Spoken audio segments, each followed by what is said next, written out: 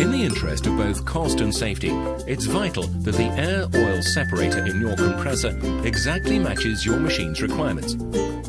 Essentially, air-oil separation is the final filtration process within an oil-lubricated compressor. Its function is to extract and liquefy the oil present in the compressed air vapor and return it back to the air end. However, things may not go to plan if this critical component is made from substandard materials or contains unsuitable filtration media. Filtration media that is too dense will restrict airflow, creating an increased pressure differential across the element. Consequently, the compressor will continue to think its target pressure hasn't been reached when in fact it has. The result: longer on-load times and increased energy costs.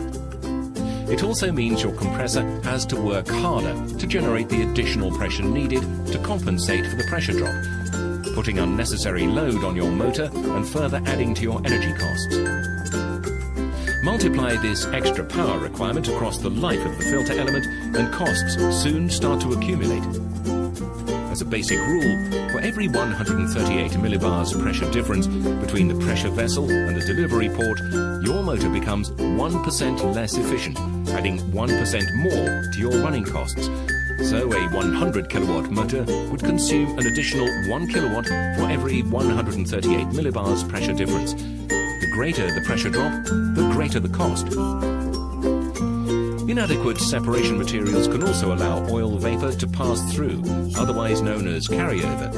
This not only contaminates pipelines and reduces the life of filtration and drying equipment downstream, but is also costly due to oil being lost into the network. There's also the danger that the machine becomes inadequately lubricated if oil levels get too low. A separator losing oil at 6 parts per million could lose around 5 milliliters of oil every hour, or 1 liter every 200 hours, adding more avoidable cost to your annual bill. In addition, there's the risk of a complete collapse of the air-oil separator due to increased pressure differential, or, if the element is unsuitably earthed, a fire caused by static discharge. And don't forget, if something does go wrong, you're effectively on your own. Using non-genuine parts voids your warranty. Cheaper, non-genuine parts can sometimes seem like a cost saving, but they rarely amount to a false economy.